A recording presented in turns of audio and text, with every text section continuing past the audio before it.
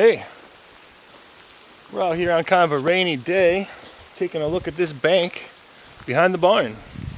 And as you can see right here, we have a lot of this plant growing called the Marestail, or the Horseweed.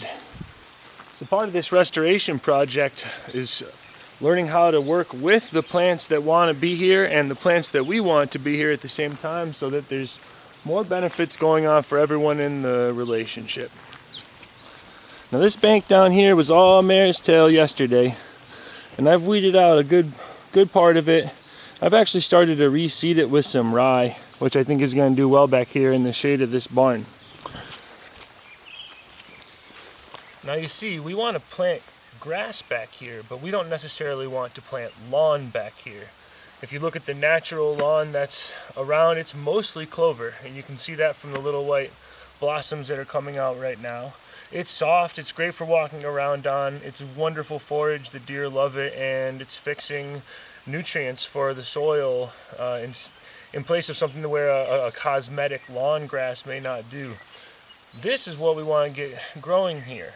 A nice tall cover grass that's going to protect the ground underneath it, but still allow for enough light to come through and enough nutrients to be distributed so that other plants can thrive here as well. What I'm going to show you in a second is what happens with the Marestail, or the horseweed.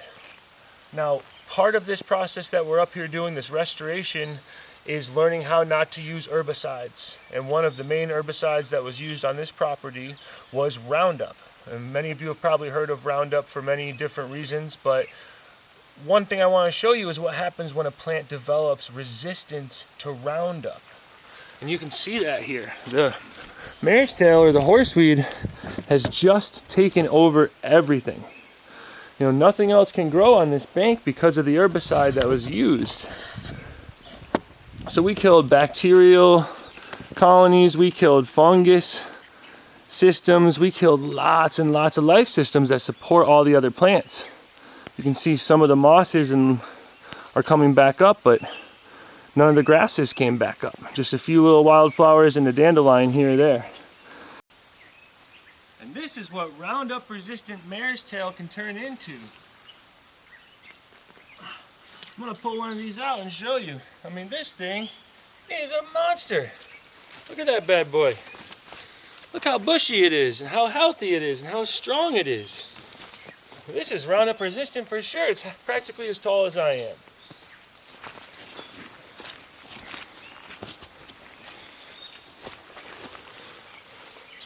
Now, it's not that difficult of a weed to just simply pull out of the ground. We came out here when it was wet, so it would be nice and easy, and then our grass would clump. But would you look underneath? I mean, look what we can see right away. Look at this. Look at this beautiful soil. We got decomposers doing their thing as we speak. You know, this is a system we want to try to preserve and actually try to make stronger. All we're getting now is like a bed of mud and a ground of mud. And I'm afraid this bank even is going to wash down. It used to be a retaining wall for a foundation. We had an outbuilding here at one point. So what I think we're going to do is just come through here. We're going to do a good old-fashioned picking the weeds job. We're going to try to let all this soil remain that we can. Now you can use this stuff in compost. There is one trick to it though. You got to make sure that you treat your compost up to a pretty high temperature. And it's going to kill all the spores and all the reproductive potential that this plant has to continue to spread around and to dominate its environment.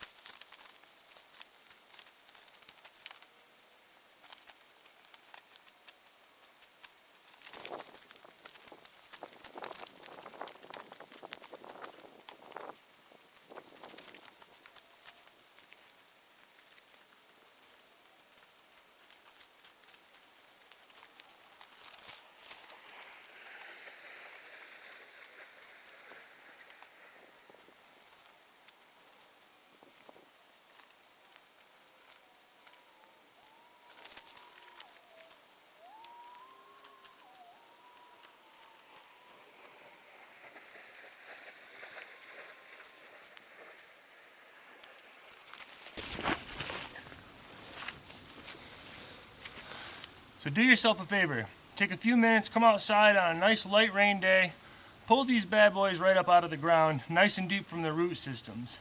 You're still probably going to get more. There are lots of baby plants that I just wasn't able to get to, but we're going to let some new life come back in here. We'll bring you back later and show you how it goes.